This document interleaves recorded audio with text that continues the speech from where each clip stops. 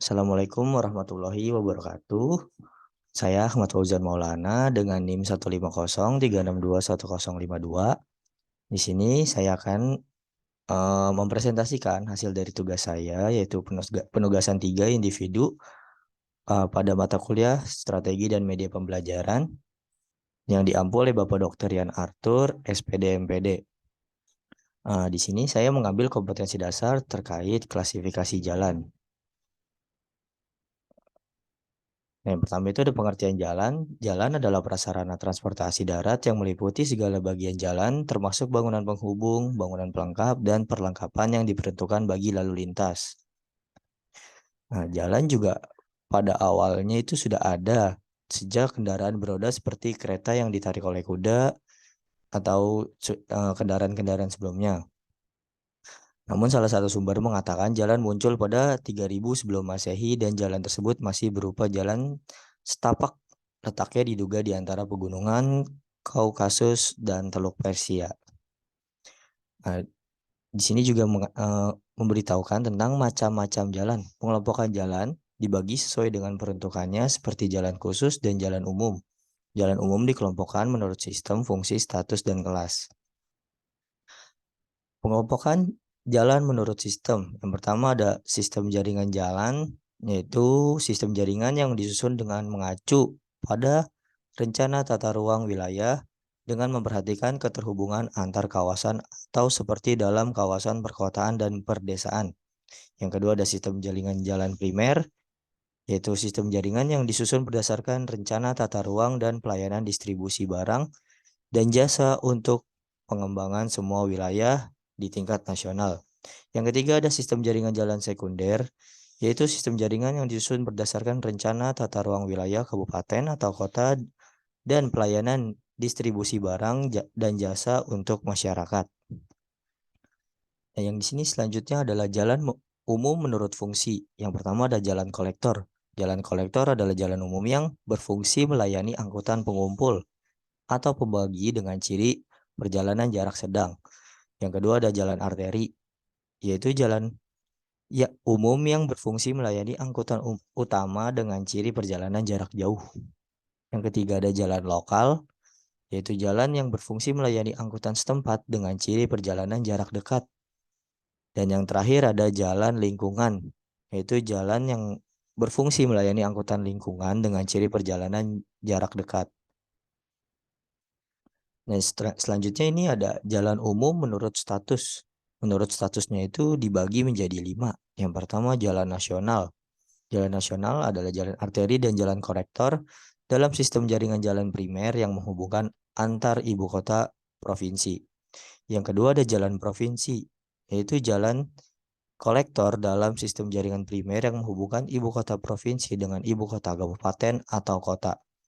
Yang ketiga ada jalan kota, adalah jalan umum dalam sistem jaringan sekunder yang menghubungkan antar pusat pelayanan dalam kota. Yang keempat ada jalan kabupaten. Itu jalan yang merupakan jalan lokal yang menghubungkan ibu kota kabupaten dengan ibu kota kecamatan.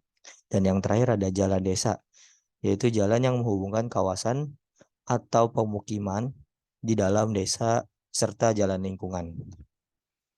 Nah, yang ini selanjutnya ada jalan umum menurut kelas.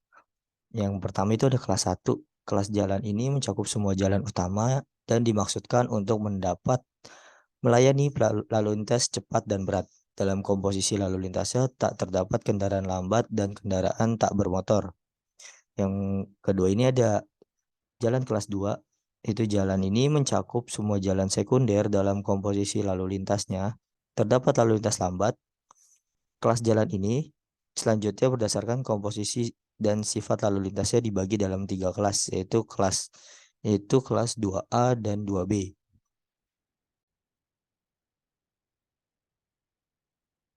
Nah, jalan umum menurut kelas yang tadi itu 2A dan 2B. Lalu 2C juga ada ternyata.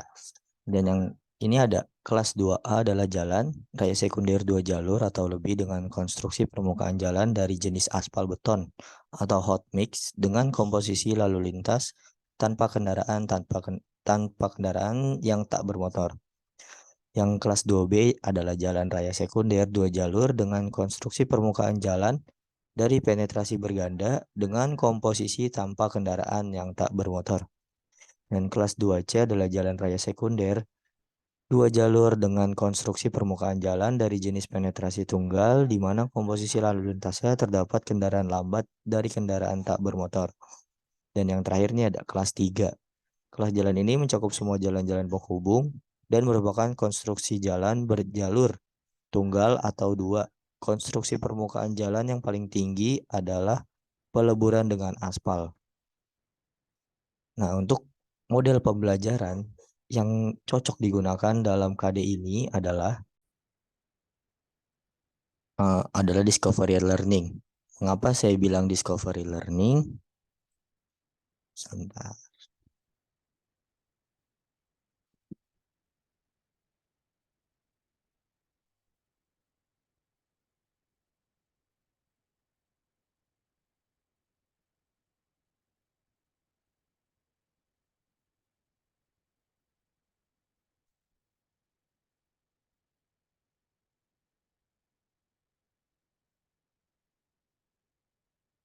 Nah, karena menurut saya model pembelajaran discovery learning itu adalah model pembelajaran yang di mana peserta didik memahami sendiri konsep arti dan hubungan pros arti dan hubungan dalam proses berpikir menggunakan nalar hingga pada akhirnya sampai dengan kesimpulan.